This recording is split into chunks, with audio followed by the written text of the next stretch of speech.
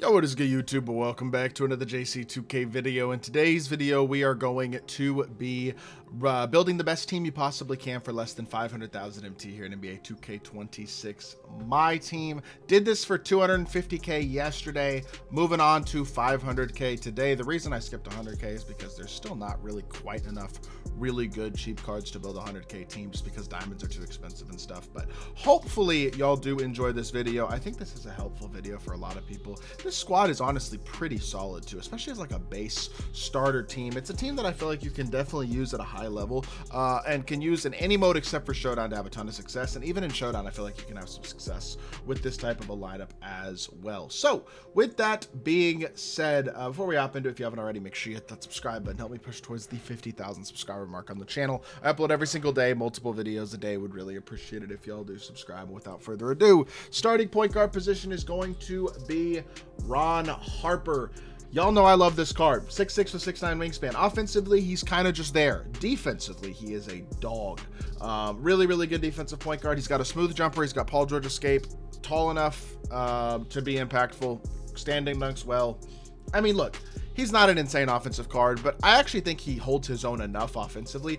Defensively is obviously where this card really thrives, though, and I honestly think he's a very good card on the defensive end of the court especially. I'm a big fan of Ron Harper with his size. 94 agility kind of helps make up for the lower speed. As long as you don't get beat initially, it's easy to have a lot of success with him on the defensive end of the court, even against the best point guards in the game with his size and with his defensive ability. So I'm a big fan of this card. I think he's really good, and I think he's absolutely a great starting point guard for 90,000 MT. Starting shooting guard is going to be Kyle Korver. This card is just unbelievable as a shooter. He spaces the floor at such an elite level and can be kind of an offense to himself in ways. 6'7" with a 6'9" wingspan, 86 speed, not an insane slasher, not unbelievable defensively, but good enough in those areas to hold his own. But offensively, well, really just in general, what makes this card incredible is the shooting ability. He is an absolutely top tier elite shooter, knockdown as it gets. Defensively, he holds his own enough. The slashing isn't insane, but again, the elite level shooting ability with such a fast jumper and stuff will open up the slashing because people overplay him like crazy as a shooter. Just go watch my Kyle Korver gameplay if you want to see what this card can do. It's very indicative, even in that video, how impactful this card can be. And yes, he's going to cost you, I don't know, 85,000 MT. Pretty expensive backcourt, but having a guy who is as offensively capable as Kyle Korver is really nice next to the defense of Ron Harper. And then we add in another kind of scoring threat at the three in Matas Buzelis. 6'10", good drag back, smooth jumper, great slasher, good shooter with a super consistent jumper, and a guy who, again, holds his own defensively, well-rounded defender on the interior and the perimeter. Another really nice card who also provides that great size at the small forward position. He's only going for about 50,000 MT, and he's a really good card who just kind of does everything pretty well at the small forward position. Is a guy who can compete against some of the best small forwards in the game on both ends of the court. And then, of course, at the starting power forward position, just like the 250K team, we got free pink diamond Jabari Smith Jr. Only 2 pink diamond pieces required to get this Jabari card. If you don't have him, I don't know what you're missing out. I don't know what you're doing, to be totally honest, because he's so easy to get, and he's 87 speed, 89 3, 85 standing and driving, 88 interior, 88 block.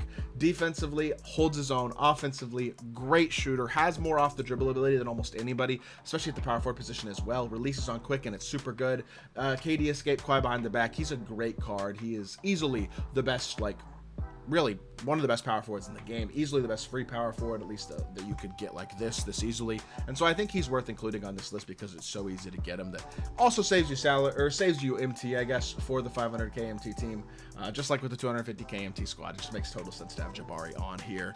Starting center is where we spend most of our MT. Jaren Jackson Jr., who is expensive right now. He's been expensive, but honestly, he's not nearly as expensive as he was. He's only going for about, I don't know, 150,000 MT. I priced him at 175 for this video. I think you could probably get him a little cheaper than that, but 6'10" with a 7'4" wingspan. Yes, he's not the biggest center, but he has a very good player build. He's fast, he's an elite defender, he's got good finishing, and he's got an absolutely buttery smooth jumper. Elite level pick and popper, defends his butt off, and offensively, I mean, look, he's going to shoot, he's going to finish, he's going to defend.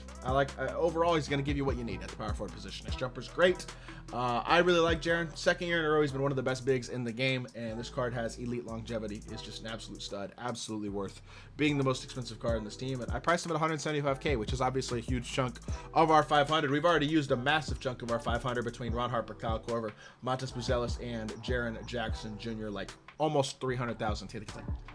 Actually, I think it's almost 400,000 MT. I think it's like 395 between the four of them, maybe even exactly 400. But the bench is much cheaper, which I think is nice. Alex Caruso starts us off on the bench, only going for 20,000 MT, 6'5" and 6'5" wingspan, 90 dunk, great defense, 95 agility. Very similar, honestly, to Ron Harper defensively. High agility makes up for kind of the low speed, really good, well-rounded defender. 90 driving dunk is also a huge plus, and the jumper is smooth and easy. Honestly, him and Harper play very similar roles on the court. Both of them are solid shooters who aren't going to do a ton off the dribble. Caruso's a little smaller, but he gives you a little more slashing ability, not quite as complete badge-wise, but still a really nice card. I feel like they're very similar role of cards. Ron Harper is a better version, but they do kind of the same thing on the court, and I think for 20K, having a defensive point guard like that is super duper nice. And then again, backup shooting guard, you get a little more offense, but also defense in Dylan Brooks. He's 40K, 6'6" with 6'6" wingspan, 85 speed, 93, 90 interior, 85 driving dunk, 94 perimeter, 78 steal. Isn't insane, and the low block rating obviously isn't ideal, but he's a great defender and he's a great shooter. He's also got Kemba escape with a very good jump shot. So there's some real off the dribble ability with him as a scoring option, as well as of course being an elite defender as well. Just a really great value card, and I think for how cheap he is, he has to be on this squad as well. Very much considered starting him over Korver actually, and if you wanted to, you could do that. That is an option for sure. Then you get to the backup small forward position, backup power forward position, which is again where we're going to save some MT. This probably isn't a huge surprise, but two more free cards, just like with the 250K MT team. Toumani Camara, Asa Newell. I prefer Toumani to Bilal Coulibaly. You can get both of them very easily, but if I'm only using one of them, I'm using Toumani. He's not quite as big, but he's got a better jump shot. He's probably honestly a little better defender. Not quite as good of a slasher, but still very capable with an 85 driving dunk. Good shooting badges, great jump shots, fast and smooth and easy. And honestly, his movement isn't insane, but it's better than what Bilal has. Bilal's got basic SIGs as well. This card is a guy who's not a total liability in any specific area. He's an awesome defender and has a really good jump shot too. I think he's a really good card. I think he's a very useful card, and I think he's a guy who can play the three at a very, very high level on your bench. Asa Newell is 6'10" with a 6'11" wingspan, 86 speed, 88 95 driving dunk, defensively really, really good. Half posterizer and set shot specialist. Jumper is money. It's a lefty shot. It's easy to green. SIGs aren't crazy or anything. At least they're not basic besides the dribble style, but Levine escape isn't crazy. Hard behind the back isn't crazy. I don't love the Steph drag back personally either, but at the end of the day, this is a 6'10", 6'11" wingspan, good player build power forward who does everything well, has a nice jumper, and is a great slasher. Very useful card, again, for free.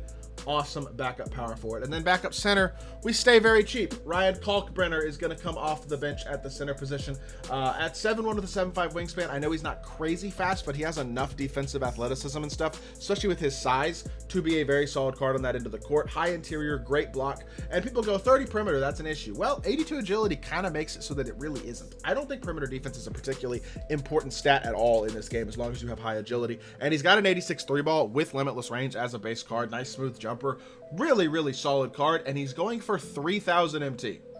Like so cheap. He is just an unbelievable value to wrap off this team. And the beautiful thing is, despite the very expensive starting lineup, this team only winds up costing like a little bit less than 460,000 MT to build, which is not bad at all. It gives you flexibility as well. So if you want to, or sorry, a little bit less than 470k MT to build, that's what I should say. But if you wanted to, you can probably find ways to upgrade in other areas, add badges. There's other free cards you can use, of course, as well. But honestly, I think this team is pretty darn good, and hopefully a very helpful base squad for a lot of y'all out there to kind of build off of. I hope you did enjoy the video. If you did, make sure you hit that like button, leave a comment, and subscribe. I'll be back with more 2K content very, very soon, and I appreciate y'all. Peace.